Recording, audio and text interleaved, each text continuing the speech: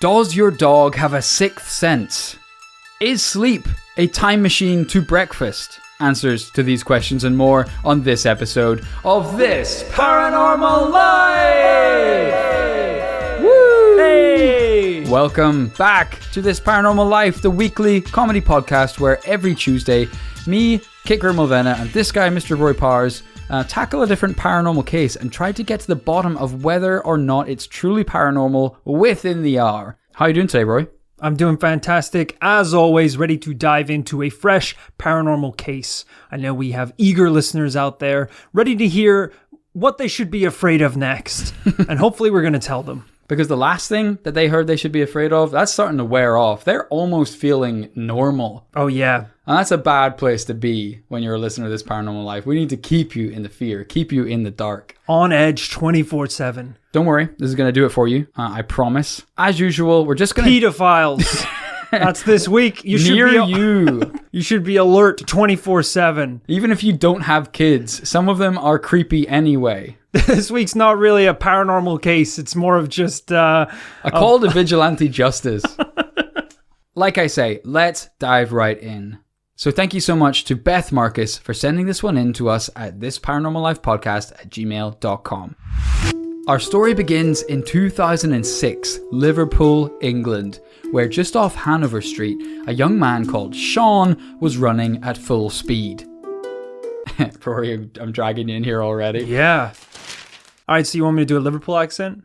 Yeah, to try and get this period and time and place correct. That would be great. Because I could do my award-winning Australian accent. Well, I've had quite enough of that. It features in my nightmares reasonably heavily. So let's try something else for a change. I'm a diverse performer. I can do a Liverpudlian accent. Yeah, I mean, you actually did a lot of kind of drama training and stuff at school and university. So of course. This is definitely within your wheelhouse. So here we go. Get the back here, you little shit! Right, so that's a good warm up. But so if you just this time just with a little bit less, like a little bit more in the time and place, like I said, a little bit more Liverpool. You know what I mean? I only do one take, so okay, that's going to be a problem because that wasn't good enough. So just one more pass, I think would be great. One more pass. All right, that's fine. Get the back here, you little shit! What about that? That was pretty. All right, there we go. Get the back here, mate. I feel like you... I think I slid into Australian there. Yeah. Because I added mate as well. Yeah, it was. I think that was a different story altogether. Yeah. I think I just impulsively always want to do my award-winning Australian accent. To be fair, this could be a new award-winning accent. We do not know. That's true. Let's see where it goes. Have to wait till award season.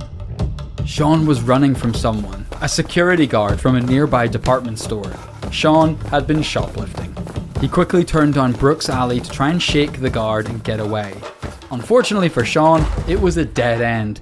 Panting hard, he turned around to face the entrance to the alley. He looked around for somewhere to hide, but there was nothing. Now he was just waiting for the guard to turn the corner, not sure what he would do next. I've got you now, you little bastard! He stared at the entrance to the alley, heard footsteps of passers-by, but the pounding chase of the guard never came. Where did he go? Oh. Surely he saw me go down here. Sean slowly edged his way back towards the main street, his back against one wall. He peered out, half expecting to see the security guard staring him right in the eyes, but there was no one. At that same moment, he noticed something else.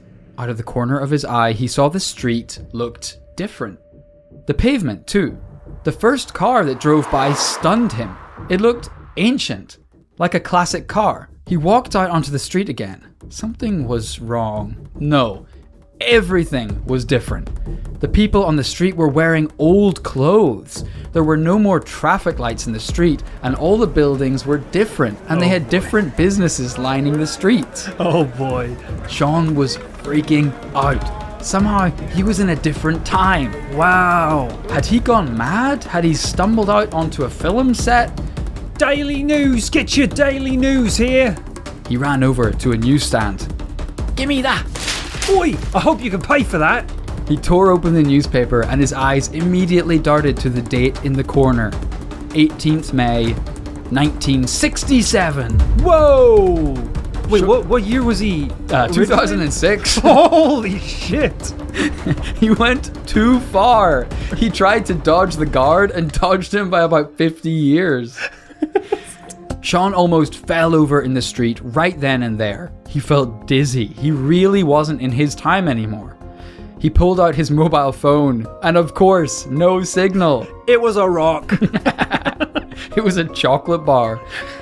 Panting and with tears in his eyes, he ran down Bold Street, occasionally looking down at his phone, waiting for the signal to kick back in.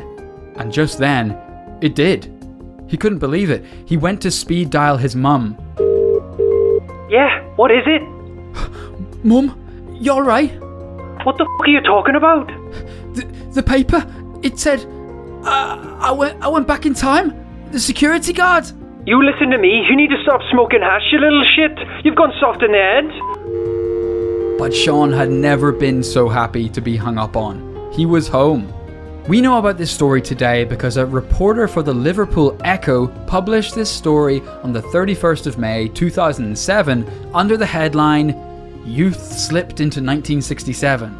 Here, the reporter Stephen Tucker said he interviewed Sean, the petty thief and drug user known to the police, 4 times, and he, quote, has never changed one detail of the story. But maybe even crazier, this reporter found the security guard who chased Sean down the alley, and even he said Sean literally vanished as soon as he turned that corner. Wow. Disappeared into thin air. So right when he turned the corner, no, he didn't disappear into like a green ball or something like that. Yeah, he doesn't know what happened, I guess. So I'm confused. How did he get back to the future? He didn't choose to at all. He just was running away from the situation and then just kind of blinked and looked around and suddenly he was back. He was back, okay. It was almost like a kind of psychotic break. Almost as if just for a moment his brain played a trick on him. Right, got it. Of course, there is some possibility that Sean is lying, but when Stephen interviewed Sean's friends, they explained how he had been badly shaken up by the experience. And a reporter even took what Sean said about his surroundings in 1967 Liverpool and found it actually pretty accurate to what Bold Street would have looked like back then. The reporter signs off his article in the Liverpool Echo saying, there have been many time incidents reported in this area near Bold Street, and I believe there is actually a crack in time in this vicinity. Whoa. I feel like he's got to elaborate if he says there have been many time incidents. Like, did just a velociraptor turn up one day? Yeah. Just destroyed the food market? Who's calling up to report time incidents? This is an interesting case. I'm going to go ahead and say right off the bat, Sean got lucky. Time slipping back 30, 40 years, that's a pretty safe space to go back to. If you're running away from a security guard, turn a corner and bump into Jesus Christ with a hat of thorns and the crucifix on his back, that's the kind of thing that really changes who you are as a person forever. Yeah. You know, if you kind of blink in all of a sudden, the cars are a little older and maybe there's a guy playing jazz on the side of the street. That's okay. I can deal with that. If you blink and you're on the front line of the Battle of Hastings, you're about to take arrows to the head. Yeah. That's an unlucky deal. That is very unlucky. Yeah, your mom's not picking up in the middle of the Battle of You Hastings. don't have a phone anymore. You have a crossbow and a war to win. Because there's no guarantee you're coming back either. Really, that might just be you now. You might just be in the Battle of Hastings. And if you start running away and saying, I'm not supposed to be here, it's like, get in line, buddy. No one wants to be here. It's the Middle Ages. If we could all time travel, we would. So this is an absolutely crazy story, and it piqued my interest about whether there were other time-related stories like this, like Stephen the reporter said. Turns out, there are. The year is 1996. A man called Frank went shopping with his wife Carol in Liverpool city centre. Liverpool again. Carol wanted a book from Waterstones, so they started walking towards it, but as they got near Bold Street, Frank decided he wanted to pop into a different shop, and just then he bumped into a friend and talked for a moment. His wife said, "That's fine, I'll see you at Waterstones." Well, after saying goodbye to his friend, he walked to his shop, looked around and left. Everything going great so far, normal shopping day in Liverpool. Fine. He walked towards Waterstones, and just as he got to the door, he looked up and saw a different sign hanging there. Instead of Waterstones, it read, Cripps. To clarify, this is Cripps spelled with 2 P's. This isn't like, he hasn't been transported to like South Central Los Angeles and it's some sort of Crip hangout joint. Right. He's still in Bold Street, Liverpool. He thinks to himself, bloody hell, I've walked the wrong end of town or something. So he turned round across the street and a van almost ran him over. It said Cardins on the side and it honked an old-fashioned horn. Oh, off. He realized it wasn't just the shop or the van. Everything had changed. Every car was from the 50s and 60s. Men were wearing hats and women had headscarves and huge skirts. He was freaking out at this point and he ran back across the road towards the shop. It was now a ladies' clothes shop and with all sorts of accessories in the window. But as he walked towards it, he noticed a woman standing outside looking in the window. She was wearing modern clothes at least. They both walked in, one after the other. But as soon as he did, he breathed a sigh of relief. It wasn't a clothes shop at all. It was back to Waterstones. What? The woman next to him muttered, What? That was strange. I thought this was a new clothes shop. and of course, you know exactly what Frank is doing the moment he gets home. He's looking up the names of these businesses. And what do you know? Cripps was a ladies' clothes boutique and Cardins was a van business around the 50s and 60s, where Frank believed he was transported to. Similar time as well. Yeah, this is going to become very important. I should also mention that Frank was a retired policeman, which I think just adds a little bit more credibility to this story. Yeah. Sean, I'm sure he's a great guy, but he was described by the reporter as a petty thief and drug user known to the police. Yeah. So I think he was also running away from a crime when he claims to have disappeared into a different time in history. Right. That's a pretty strong CV. Thief, drug dealer, time traveler.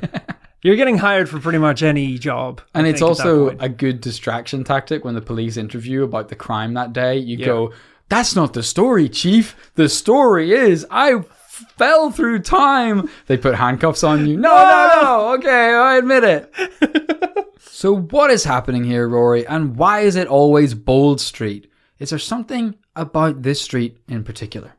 This is really weird. It seems like, as you mentioned, there's just some sort of crack in time that people can slip in and out of, seemingly without even noticing, really, until something catches their attention. It's almost like that game where children play that they won't step on the cracks in the pavement. It's almost as if in Bold Street, if you step on a certain crack, you do fall through the space-time continuum. Right. It's not, don't step on a crack or you'll break your mother's back.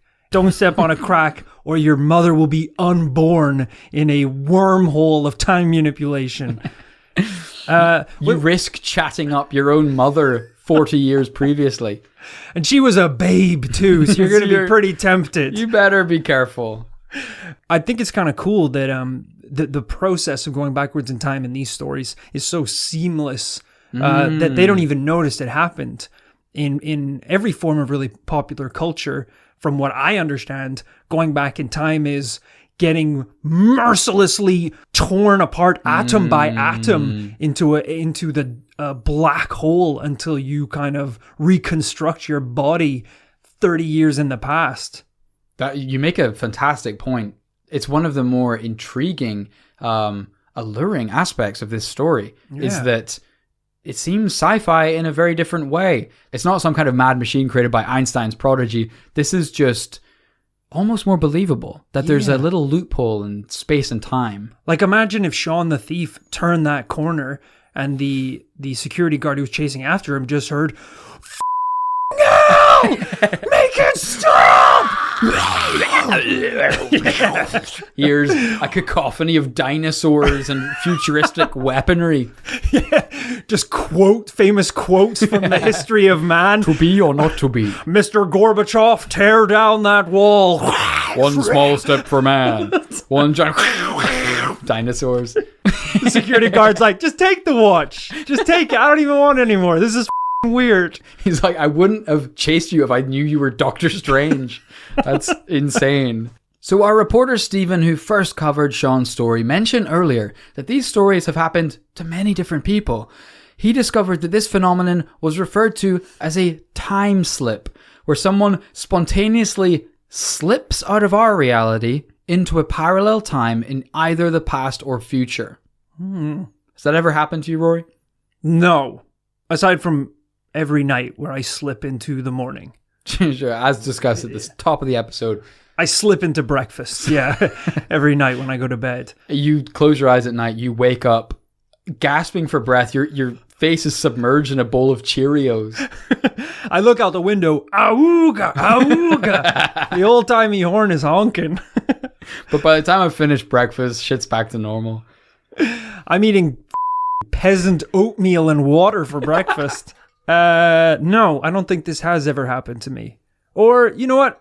I'm a friggin' millennial dude. I got my AirPods on, looking down at my mobile phone. If I slipped in and out of time, I probably wouldn't have even noticed. You might not even notice. I mean, there's something kind of interesting there. Maybe every time we blink, we slip in and out of time through countless dimensions. But by the time we open our eyes again, we're back. Now I don't want to blink anymore. So thank you for that. That's great. Wait, have you ever time slipped? We kind of just moved past that really fast. Yeah, I didn't want to bring it up. I didn't want to kind of overshadow the rest of the investigation here, but my stories are a lot more insane than this. Oh, wow. Okay. Any you feel like sharing on the podcast? I went on a date with Marie Antoinette.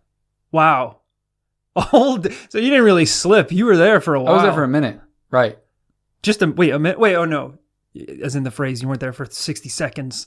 You were there for a longer. Sorry, I meant that in the kind of street vernacular. I was there for 3 years. We dated on and off. That's not a slip. That's a fall. It didn't go well. I got ahead of my station. Too big for my boots, if you will. And I thought, knowing a little thing about this or that, being from the future and all, that I would try and take over France. Okay. This did not go down well, and she tried to have me executed. And as soon as that guillotine comes down, I'm back surfing Instagram in my bedroom. Wow.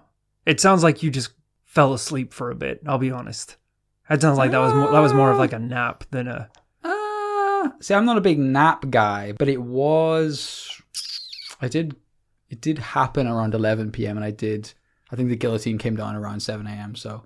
Do you know what? When my alarm went off. Was when right. That was when the guillotine came down. So. To do what though? To wake you up, presumably. Is that? I mean, I could have set an alarm for any number of reasons, but I wasn't cooking anything. It wasn't. Yeah, I guess it could have.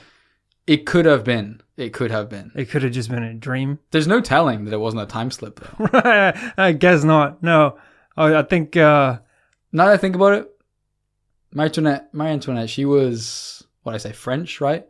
Yeah. Yeah, she spoke Japanese in the dream. In the dream? No, in the time slip, she spoke Japanese. Right. It might have been a different dimension, though.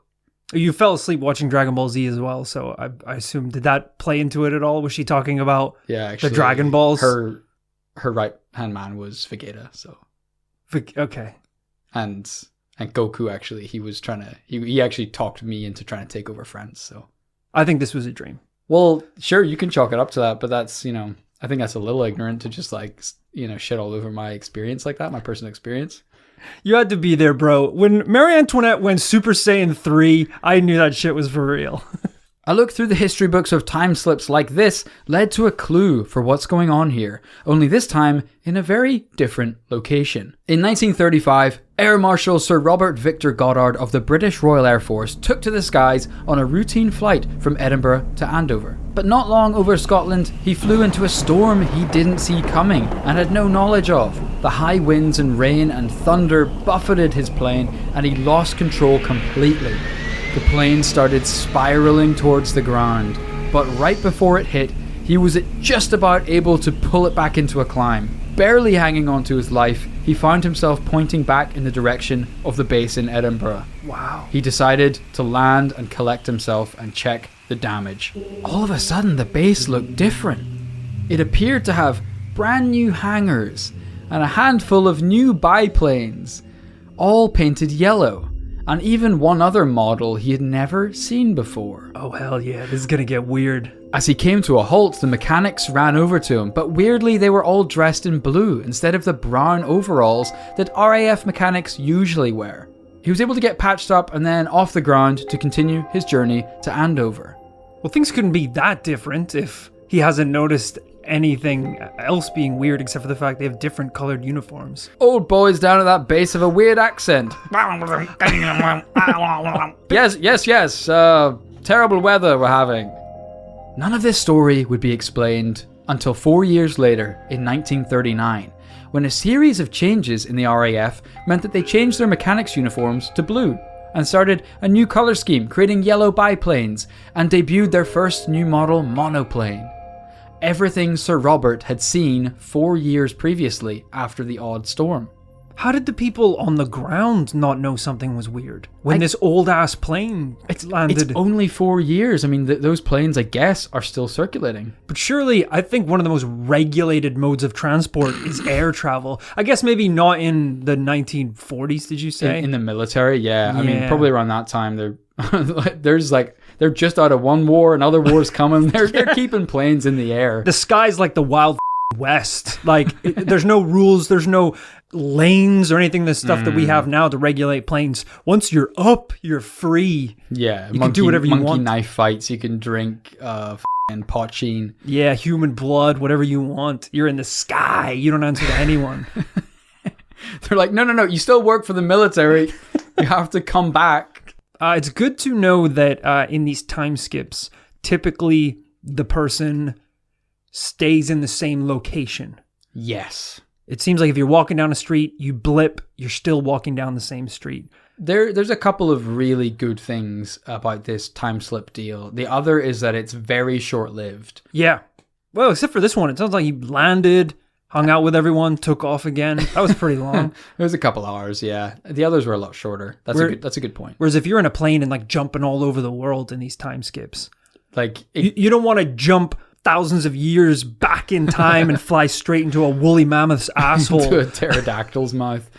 Yeah, I mean, it could go the other way. It could be Jumanji. You have to survive as a jungle man for 30 years. You have to wait till someone else time hops back and you can swap places. As soon as the crack opens up, you have a split second to jump back while someone jumps forward. The biggest question in the mystery of time slips is how, followed quickly by why. These experiences seem to disagree with our known science of how the world works. But in my research, it did remind me of one story about none other than Nikola Tesla. Nikola Tesla invented many incredible machines and pioneered the use of electricity for all kinds of uses. He made, supposedly, an earthquake machine and tried to use electromagnetic waves to fly airships remotely across the world. He also made a death ray. Lesser talked about. Yeah. Yeah. Whenever I was researching him, I was surprised how famously, Oppenheimer, he created the technology that created the atomic bomb, and he was famously torn apart by this. He watched the bomb explode and he quoted the Bhagavad Gita, I am become death, destroyer of worlds. Some cried, some remained silent, but everyone was in shock.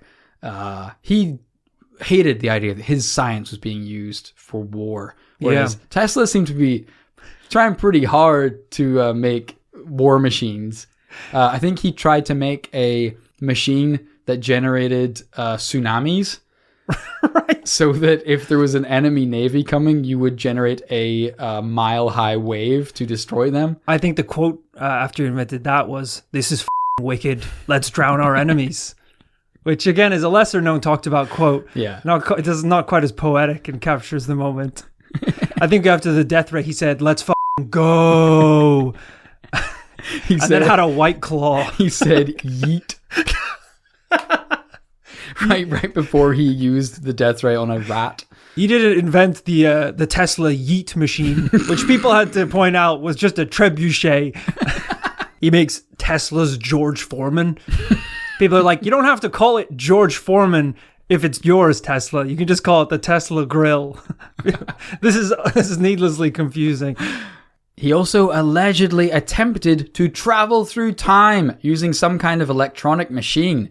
which, from what I can gather, basically just electrocuted you. So one day after being electrocuted within an inch of his life, he turned to his assistant and said, "I could see the past, present, and future all at once." I remember this. I remember this because we mentioned this in a case that I did. Right. It was a case where we talked about Donald Trump being a time traveler.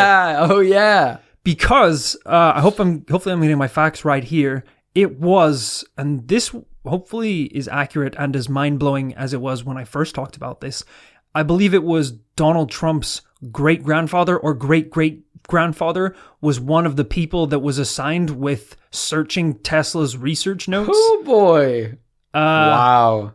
And allegedly they came up with nothing, even after, as you mentioned, Tesla had claimed that he had been able to travel through time. Interesting. That was a great episode. Definitely go back and listen to that one. I don't remember what number it is. Check it out. I mean, we really ought to have covered a lot more of Tesla than we have. I think one of the more difficult things with actually talking about Tesla is that he's now so shrouded in mystery that it's very hard to know what you're reading, whether it's even factual or not.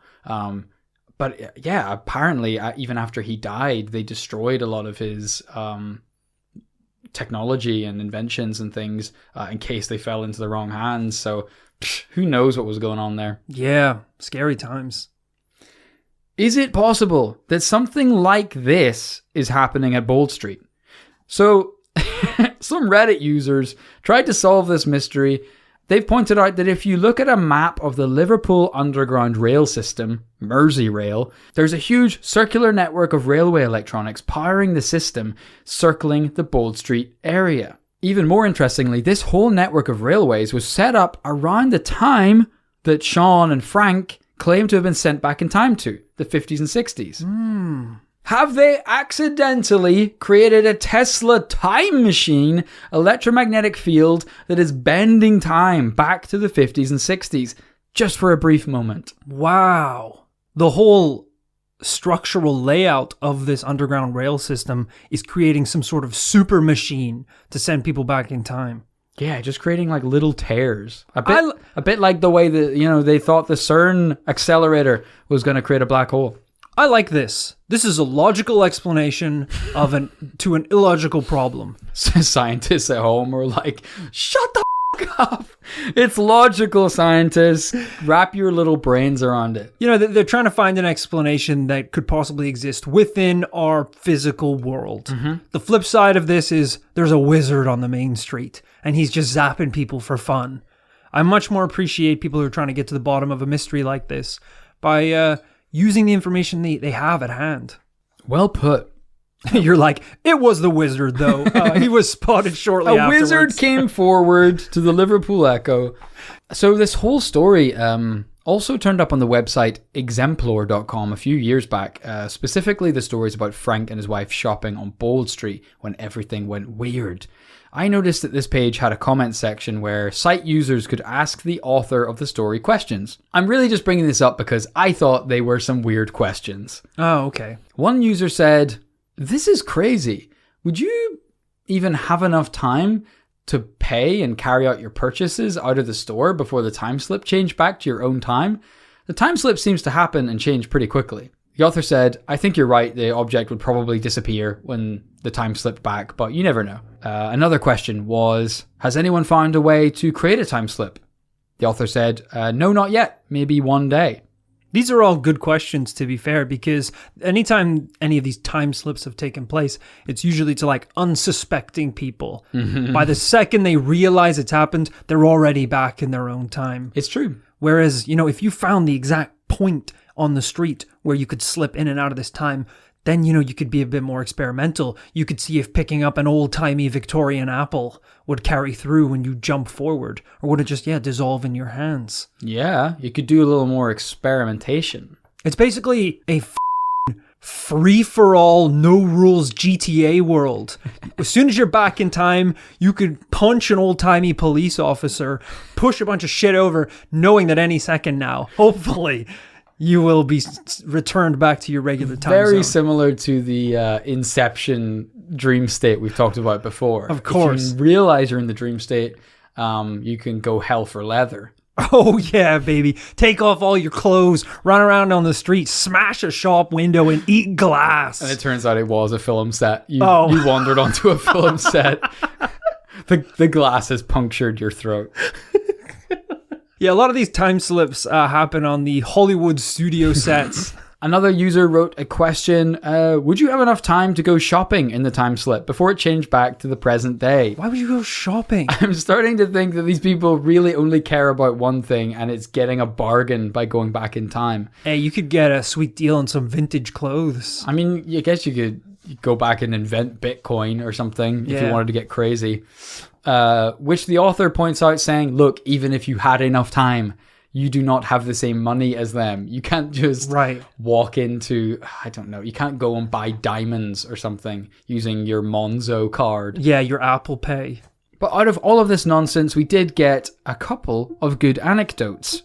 Grace said, this happened to me in Bold Street around the late 90s in exactly the same place. I stepped out of Central Station and put my foot on the road to head across to Waterstones.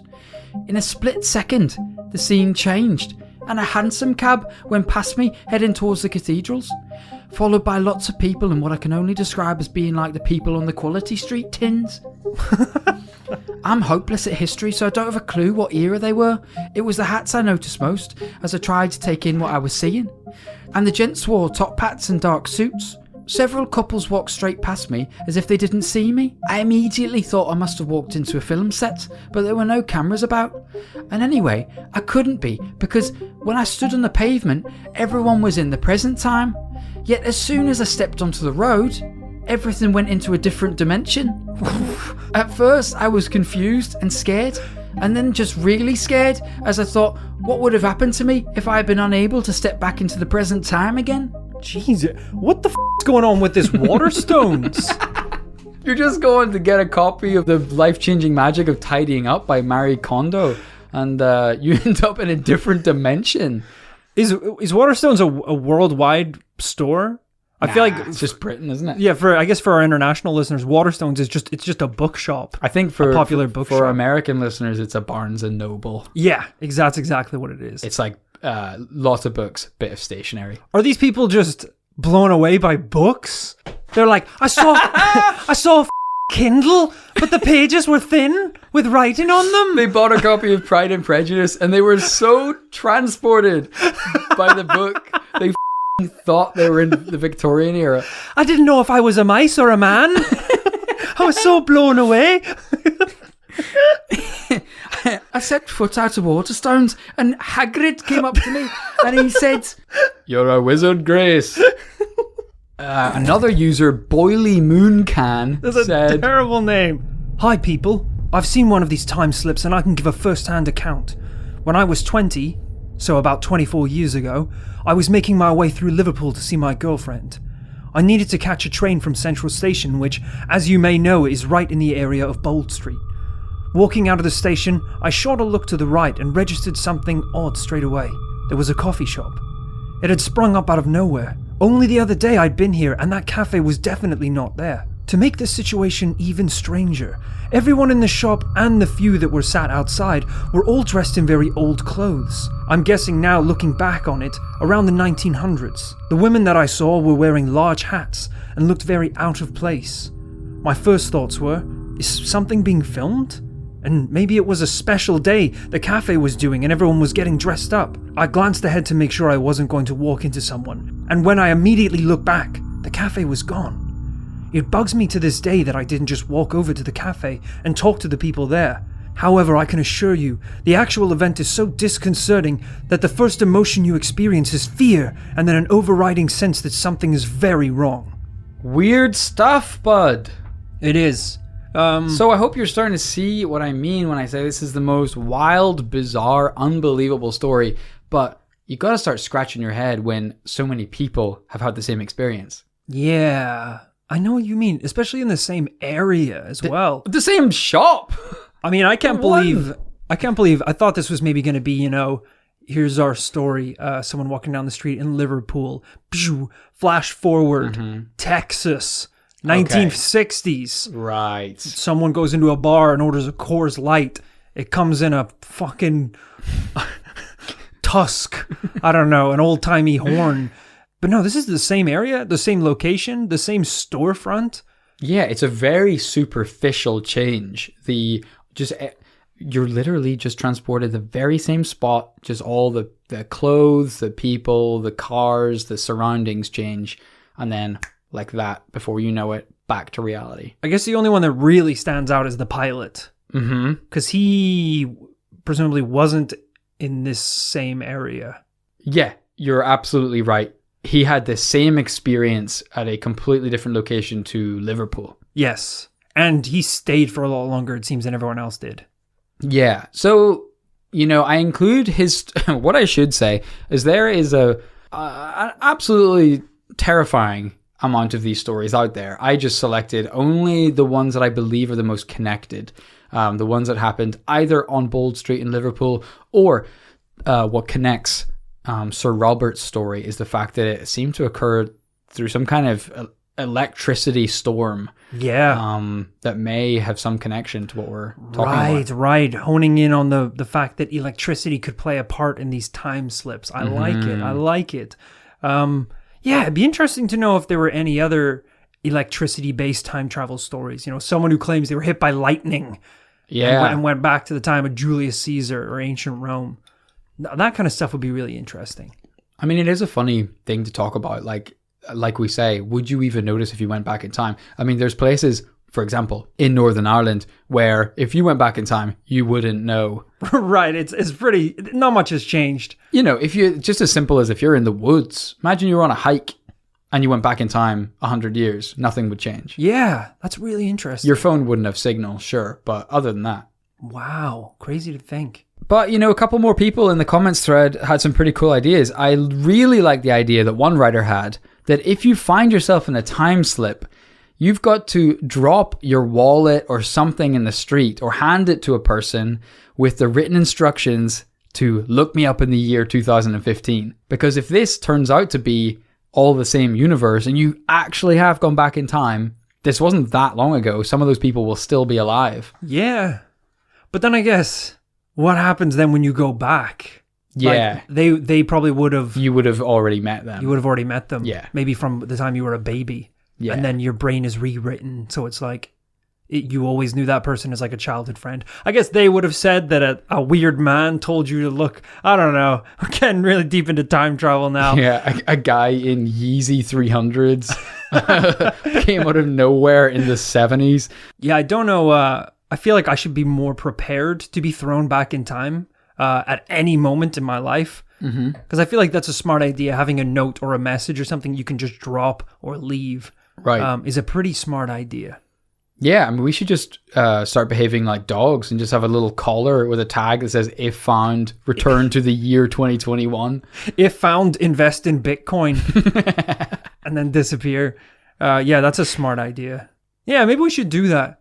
That should be a bit of maybe this Paranormal Life podcast merch that we sell. Your own time traveler card you can fill out to drop whenever you get thrown back in time. Like a time travel passport. You just keep it in your back pocket. Yeah. And then when the time travel police find you, you got all your documentation. That's a pretty good idea. You basically want to stroll around the world like Tom Cruise in Mission Impossible. You have a briefcase with money for every country in every era. You've got passports for all over the world. You've got gold coins, doubloons, Bitcoin, everything. Right, yeah.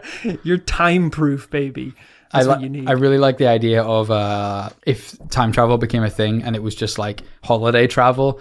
If you really liked a time period, you can like apply to stay there. And they're like, well, you got to sit the time period citizenship test. And they're like, can you explain TikTok to us? And a guy from like the 1700s is like, well, shit. Oh, it's some kind of electricity machine. Yeah. And they're like, nope, denied. Absolutely not. You do not get to stay in 2020. Rory, we're beating around the bush here of the whole story. We're having fun with it, but we're not really here to have fun. We're here to separate the wheat from the chaff, the paranormal from the mundane. What do you think today? Is this a true paranormal story? Look, as a guy who has on multiple occasions just shoved a fork into an open socket to see what happens, I'm very interested in the theories that electricity, leads to time travel. If I could lick a battery, I would, to go back in time.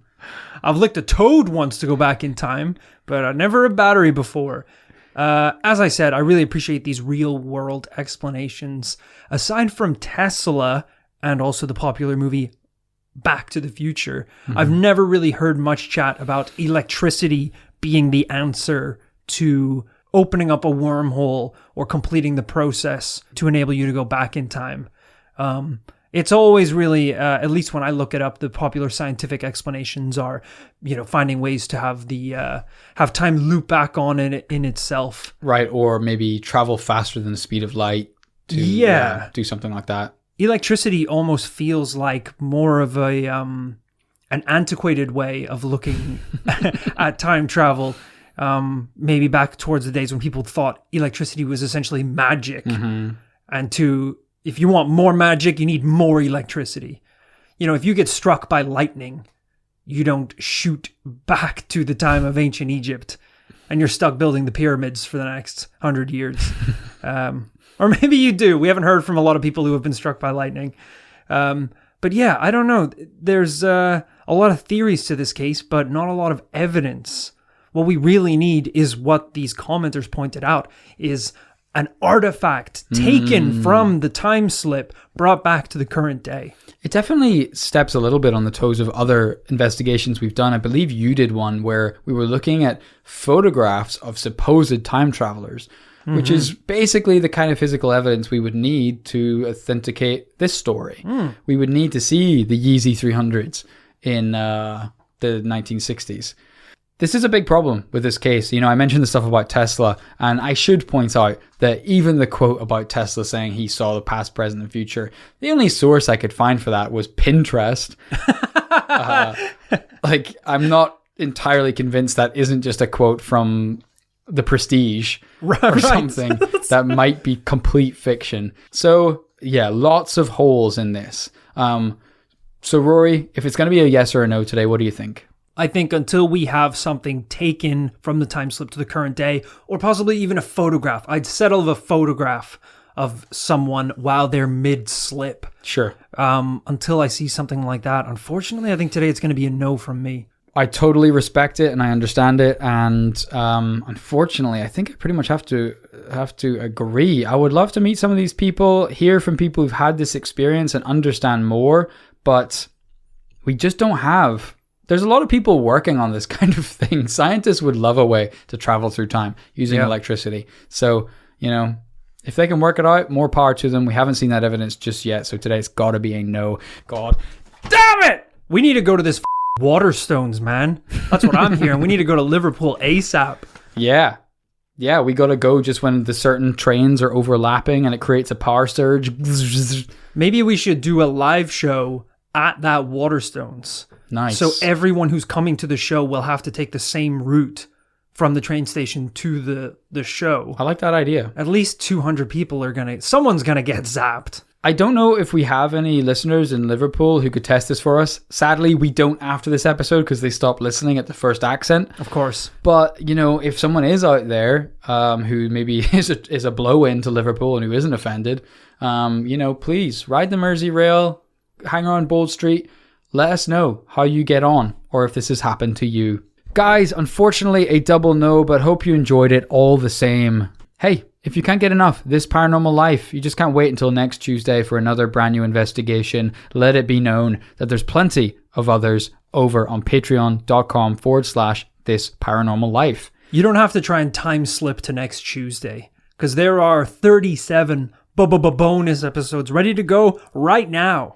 You're damn right. And last month's bonus episode was a pretty fun and weird one, so they can get quite different. We did just a really long end of year, pretty insane Q&A where we answered our community's most burning questions about all things This Paranormal Life. I think one episode we just smoked crack and threw knives at a wall. Yeah. That's just telling you how weird they can get. Yeah. It's pretty far-fetched. We had to miss a couple episodes after that too because I got put into an insane asylum. So yeah, check it out if you need some more entertainment in what will hopefully be the last lockdown of our lives. $5 gets you access to all bonus episodes we've ever made. What a deal. $20 gets you the This Paranormal Life Commune t-shirt. The only t-shirt that in the commune gets you free roam of any of the facilities, and outside the commune will get you arrested on sight. It's a pretty unique little garment, which is why we made it reversible. So the inside of the t-shirt actually looks like a subway worker's uniform.